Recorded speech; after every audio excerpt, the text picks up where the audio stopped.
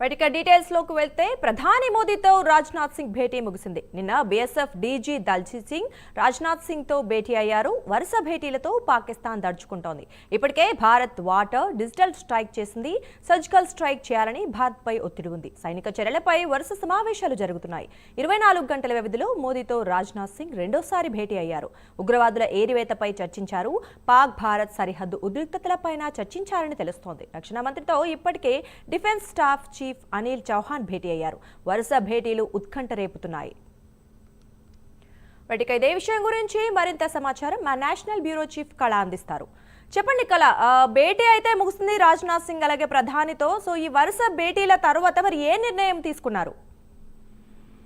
దుర్గా, దాదాపు కొద్దిసేపటి క్రితమే ప్రధాని నరేంద్ర మోడీ గారితో తర్వాత కేంద్ర మంత్రి రాజ్నాథ్ సింగ్ గారి భేటీ ముగిసింది. ముఖ్యంగా చాలా కీలకమైనటువంటి భేటీ ముగిసింది. ఒకవైపు పహల్గావ్ దాడి జరిగిన తర్వాత వరుస భేటీలతో ఢిల్లీ ఒక్కసారిగా కూడా చాలా అంటే సమావేశాలతో హీట్ ఎక్కిందని చెప్పవచ్చు. మరొక వైపు అంటే ఎవరైతే పాకిస్తానీకి సంబంధించినటువంటి వాళ్ళు చాలా ఇప్పటికే దాదాపు 5,000 నుంచి 8,000 మధ్యలో ఇక్కడ ఉన్నట్లు కూడా ఇంటెలిజెన్స్ నివేదికలు ఒకవైపు అందించాయి. మరొక వైపు చాలా కీలకమైనటువంటి ఈ రోజు అంటే ఫ్రాన్స్ కి తర్వాత ఇండియాకు సంబంధించినటువంటి ఒక రాఫెల్ యుద్ధ నౌకకు సంబంధించినటువంటి ఒక కీలక ఒప్పందం జరుగుతుంది. దీనికి ముందుగా ఈ రోజు ప్రధాని నరేంద్ర మోడీ గారితో ఇటు కేంద్ర మంత్రి సమావేశం జరపడం అన్నది చాలా కీలకం.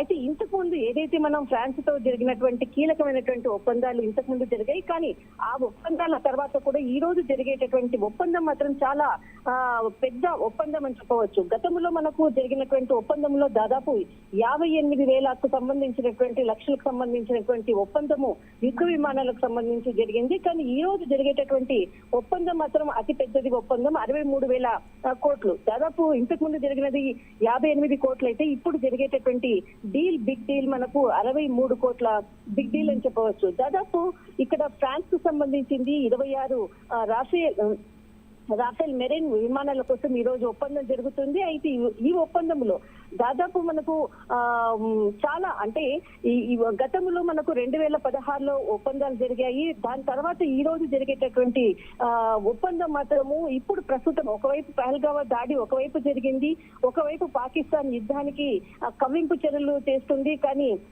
ఆల్రెడీ మనము సింధు నదికి సంబంధించినటువంటి వాటర్ ని కూడా నది నీళ్లను కూడా స్టాప్ చేయడము, తర్వాత ఎక్కడికక్కడే కట్టడి చేస్తున్నది ఒకవైపు.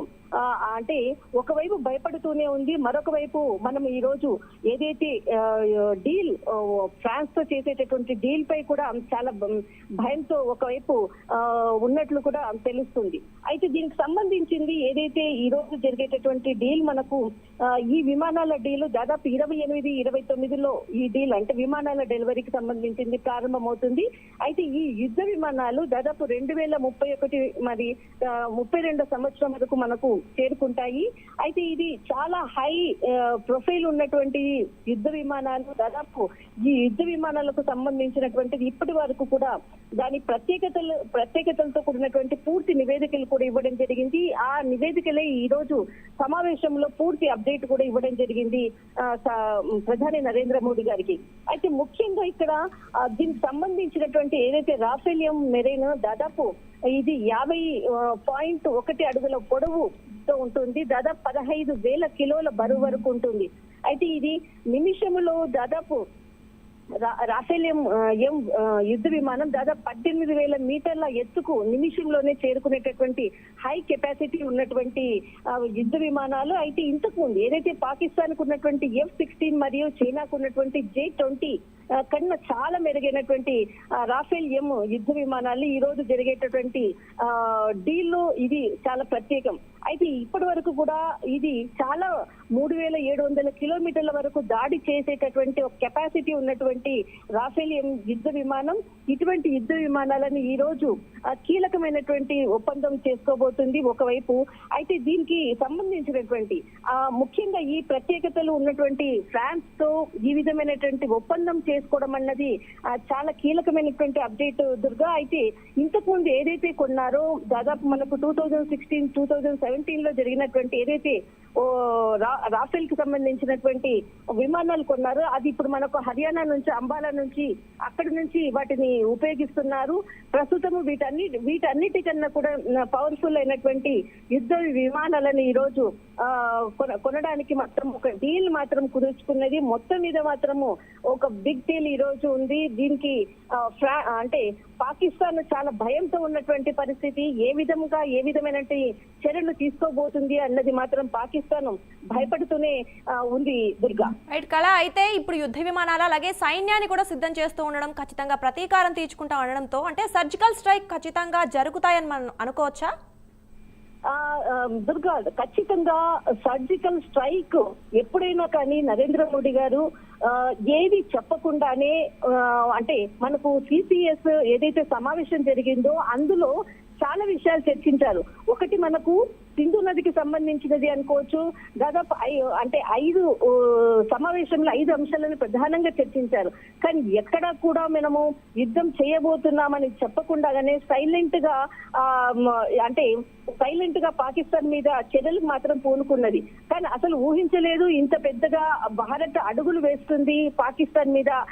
ఈ విధంగా స్ట్రైక్ అంటే అటు వాటర్ అనుకోవచ్చు, తర్వాత బార్డర్ అనుకోవచ్చు, అనేక పరమైనటువంటి మనకు స్టాక్ మార్కెట్ అనుకోవచ్చు, తర్వాత ఏదైతే భద్రతా వ్యవస్థకు సంబంధించినటువంటిది అన్ని ప్రపంచ దేశాలు కూడా ముక్తకంఠంతో పాకిస్తాన్ ని ఒక టెర్రరిస్ట్ దేశంగా చూడడము, ఇవన్నీ పరిణామాలు ఒకవైపు జరుగుతున్నాయి. కానీ ఎక్కడా కూడా మనకు సర్జికల్ స్ట్రైక్ జరగబోతుందా అనేసి ఎక్కడ ఓపెన్ కాకుండానే ఈ సమావేశాలు నిర్వహిస్తూ ఉన్నారు. సైలెంట్ గా సమావేశాలు నిర్వహిస్తున్నారు. కానీ ఒకవైపు మాత్రము అమెరికాకు సంబంధించినటువంటిది నిన్న గత వారం రోజుల నుంచి కూడా మనకు జైపూర్ లో అమెరికాకు సంబంధించినటువంటి యుద్ధ విమానాలు ఇప్పటి వరకు గత వారంలో ఒకసారి రావడం జరిగింది. మరి నిన్న కూడా కొన్ని విమానాలు కూడా ఇక్కడికి వచ్చినట్లుంది. అయితే ఇక్కడ దీనికి వచ్చినట్లు కూడా అధికారులు కూడా కొంత సమాచారం ఇచ్చారు. అయితే దీనికి సంబంధించింది ముందు యుద్ధానికి అడుగులు వేస్తుందానంటే ఎక్కడా కూడా యుద్ధము వస్తుందని ఎక్కడ చెప్పకుండానే నెమ్మదిగా అడుగులేస్తున్నటువంటి సైన్యము ఎప్పటికప్పుడు అడుగులేస్తున్నటువంటి పరిస్థితి. కానీ కీలకమైనటువంటి సమావేశాలు మాత్రం జరుగుతుంది. కానీ ఏ విధంగా ఏ చర్య ముందు తీసుకోబోతున్నారనేది మాత్రము ఎక్కడ ఎవరికి తెలియకుండానే ప్రభుత్వం అడుగులు వేస్తుంది.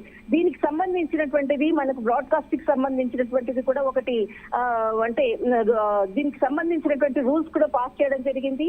అంటే సైనిక చర్యలకు సంబంధించినది కూడా ఎక్కడా కూడా ఏది డిస్కషన్స్ కానీ దీనికి సంబంధించినటువంటి విజువలేషన్స్ ఇదంతా కూడా ఫోకస్ చేయరాదు మీడియా అని చెప్పడం కూడా జరిగింది. దీనితో కొంత మీడియా అక్కడ జరిగినటువంటి పహల్గామ్ దాడికి సంబంధించినది కొంత చెప్తూనే ఉన్నారు. కానీ యుద్ధానికి సన్నద్ధం అన్నది ఒక వీడియో మాత్రము మనకు 2 రోజుల క్రితము మనకు ఆర్మీకి సంబంధించినటువంటి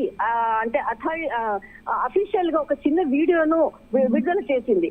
అదే విజువలేషన్స్ తో మనం అనుకోవచ్చు ముందు అడుగులు వేయబోతుంది ప్రభుత్వము అన్నటువంటిది కొంతమంది చెప్తున్నటువంటి అంశము. కానీ ఎక్కడా కూడా యుద్ధానికి రెడీ అన్నది కాకుండా బట్ ఎక్కడా కూడా మీడియా దీన్ని ఫోకస్ చెయ్యకుండా ఉన్నటువంటి విషయాన్ని కరెక్ట్ అయినటువంటి సమాచారాన్ని ఇవ్వాలి అన్నది ఒకవైపు వినిపిస్తుంది. కానీ ముందు జరిగేటటువంటిది ఏదైతే మనకు సర్జికల్ స్ట్రైక్ అనుకోవచ్చు, యుద్ధానికి సై అని అలాంటి అటు ఇరు దేశాలకు సంబంధించినటువంటి విదేశీ సంబంధాలు కూడా చాలా ఇంపార్టెంట్. దీనికి సంబంధించినది కూడా ఎక్కడా కూడా మీడియా దీనిపై ఎక్కువగా మాట్లాడరాదన్నది కూడా కేంద్రం నుంచి వచ్చినటువంటి మనకి కండిషన్స్. దీనికి సంబంధించినది ఎక్కువగా ఫోకస్ చేయరాదని చెప్పడంతో కూడా దీనిపై ఎక్కువగా మనము చెప్పకుండానే కానీ కేంద్రం మాత్రము నిదానంగా అడుగులు వేస్తుంది అన్నది మాత్రము మనం చెప్పవచ్చు. దుర్గా, రైట్, థ్యాంక్ యూ కళ.